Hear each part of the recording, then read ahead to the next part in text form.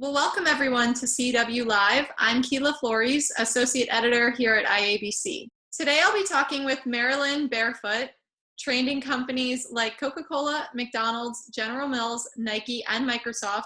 Marilyn combines a wickedly smart and analytical brain with an intuitive gut.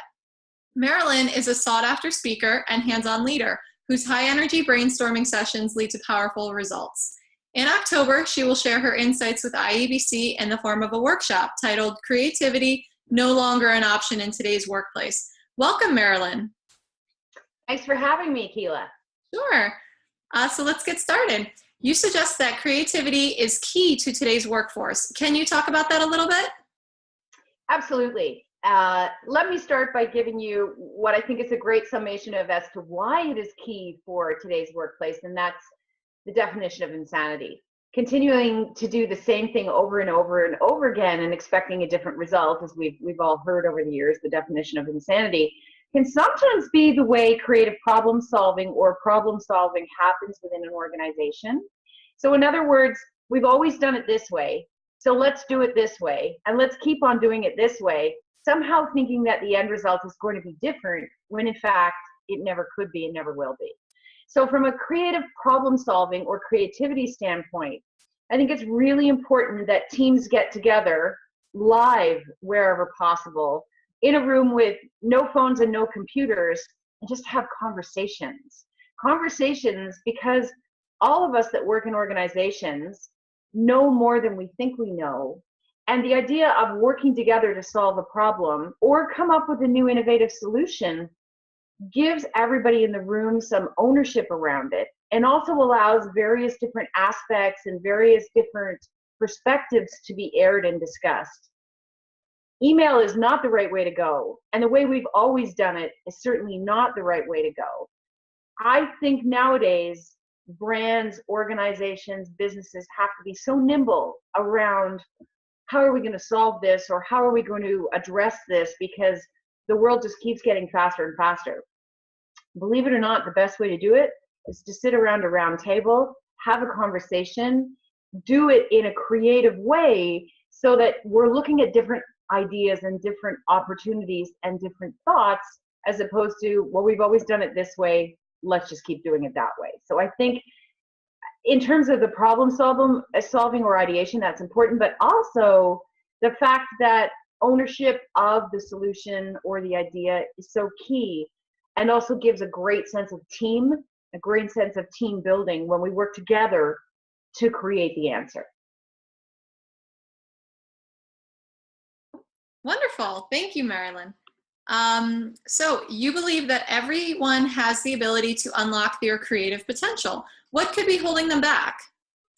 Well, it's interesting because we'll start with, I'll give you a little story on this one, because when I facilitate brainstorming sessions with clients, they will typically walk in the room for the brainstorming session and give me 3 different reactions.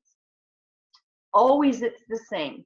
The first reaction is, wow, this is going to be amazing. I'm so excited. Look at all the stuff on the tables. Look at how it's all set up. I can't wait. Number 2 is, uh-oh, I am so not a creative person. I am really nervous about this because somebody's going to ask me to be creative, and I'm not a creative person, and I'm scared. And thirdly is, I am a busy executive. What is all this crap?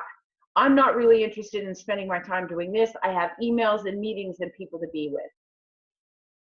Reaction number 2, I'm not a creative person, is based in fear.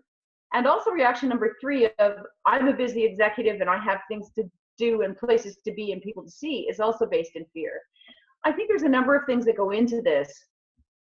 Number 1 is, we're kids when we're born. We're all creative people. We play, we create, we imagine, we color, we build, we do all these wonderful things.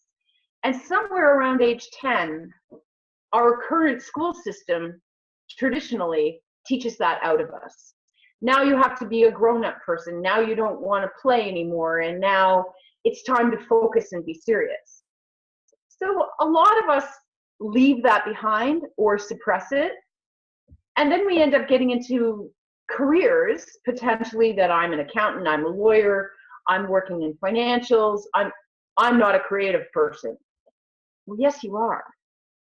We all have it. We were all born with it. It's still there. The question is, what's the process to unlock that, to release that, to let you find that again? And it's the most amazing experience when I'm in rooms, specifically, the story I'll go back to is a bank client where they're all high-level financial guys, mostly guys, a few women, but mostly guys. And they feel very uncomfortable with that. But through the process that I use in about the first 10 to 15 minutes, they are having so much fun and they are coming up with so many creative ideas. And they're really enjoying the process of, wow, it doesn't have to fit on an Excel spreadsheet. I do have this. I just wasn't able to really recognize that it was still there. Wonderful. Awesome. I love that example. How does being creative in the workforce affect employee engagement?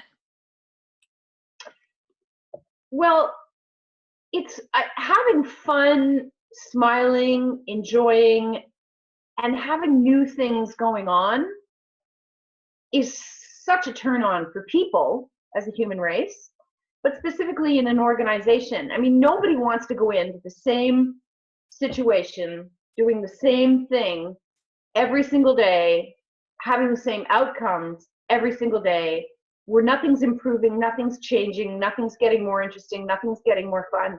It kind of comes down to there could just be computers doing our jobs. There's no human involved in it. We all love the surprise and delight in life, whether it's going to a coffee shop and having someone pay it forward and say, hey, I'm buying you a coffee today, or driving out of a parking lot and having somebody hand you their paid parking for the whole day saying, hey, I didn't use it all, so here, pay it forward. The surprise and delight in life is what really feeds our soul. And working together in an environment to create newness, to create opportunity, to create innovation as a team bonds us as human beings because we're all owners of that process. But it also makes us feel really excited about working for a company who embraces that culture, as opposed to, no, I don't want to hear your new ideas. And no, if you have something to say, we're really not interested in hearing it. Just do your job the same way for years and years and years and sit in this little dark cubicle like a mechanical computer would. It's just not a place where people are going to feel excited and happy about getting up and going to work every day. Great. I think a lot of people would agree with that. And lastly, in your workshop, you mentioned that it's important for a company to have creative, highly engaging brainstorming sessions. Can you tell us what steps can be taken to create an effective brainstorming session? Absolutely. And when we go into the webinar series in October, we're going to talk about this a lot more. But traditionally, and I come from an advertising agency background, and clients would phone and say, Marilyn, get up here with your team and we're having a brainstorming session. Everyone just shows up in a room with a cold pizza and warm pop and sits around a brief, which is 3 or 4 inches in depth, and reads it and then looks at each other and says, does anyone have an idea? Without a process, there's absolutely no way anybody's going to come up with an idea. The ceiling is not going to open. No one's going to be struck by a thunderbolt like Harry Potter, like, oh yes, of course I have that beautiful idea. Nor is it even possible for a creative department in an advertising agency to just instantly pull an idea out of the sky. So in a nutshell, very simply, having a brainstorming meeting requires planning and also requires a process. And people don't really want to take the time. It's like, okay, everyone show up in this boardroom at 12 o'clock. We're having a lunchtime brainstorming session. Here's the brief. Does anyone have an idea? Is never going to get you where you want to be. And slowly people feel, I don't want to go. I'm wasting my time. No good ideas came out of that. And always the same branded, if you will, creative people talk. It's like, why am I going? Why am I bothering? If there is a process, which is what I intend to get into when we get going with the series in October, it's basically what I call my 12-step process, which no disrespect intended, but literally there are small little things that you can do that make a huge amount of difference for people walking into a room and actually will guarantee, which is why I do guarantee what I do, guarantee big ideas at the end of it. So whoever's facilitating it has to plan for that. You have to have scented markers. You have to have scented Play-Doh. You have to have a basket at the front of the room that allows you to put some masking tape on your phone with your name and park it outside the room. You have to plan for people having an incredibly surprise and delight experience. And surprisingly enough, don't give them the brief. Don't give them the brief. Have them all come in. They don't even know what we're going to be talking about. But literally, if you can explain it in 5 sentences on a sheet of paper that's delivered to them that day, that instant, your brain is fresher. You're going to come up with more interesting things. One of the keys that I talk about a lot is inviting a lot of new people. In other words, I did some work with the NHL, National Hockey League, and they said, we're going to have everybody who are hockey fans coming to the session. And I said, well, what if you're not considered to be a hockey fan? Aren't you able to have a really interesting idea as well?